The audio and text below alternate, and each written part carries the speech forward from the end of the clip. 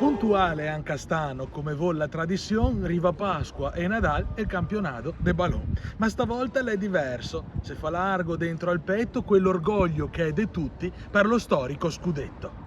Sia in casa che in trasferta ho seguito tutto il campionato. Mi ricordo certe gare, ero tutto in bombegado. Sì, perché al Bentegodi mi mancava la copertura e piovesse dritto o destravento, l'era tutta una lavadura. Così tra i ricordi, anche la sorte o la volontà, le emozioni sempre più forti le ha de colpo rebaltà.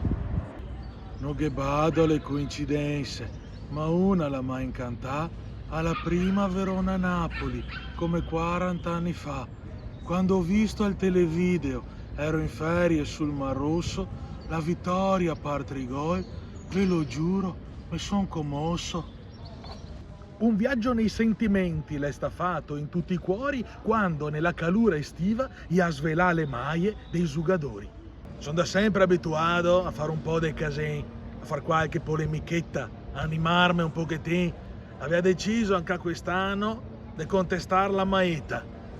La prima volta che l'ho vista, ho ciappato qua una stretta, precisa e spuada a 40 anni fa. Già solo a guardarla mi viene voglia di sigare. Anche al buon Sogliano e si è messo a risvegliare pensieri che immancabili non si può smentegare.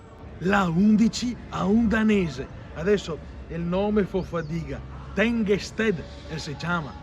Non più facile, non era amica, però mi pare anche bravetto, Ma una cosa ho notato, e giuga con tutte e due le scarpe, che il magazziniere sappia sbagliare. Allora monta l'entusiasmo come nell'acqua fa il citrato, i giornalisti se scadena, ogni complimento l'è sprecato, gli elogia tutti quanti per le salvezze miracolose, anche al nostro Sean Sogliano che il sistema tutte le cose. Ho parlato anche col vescovo, l'ha capito, l'ha accordato, di cambiare nome in San Sogliano, manca il giorno sul calendario.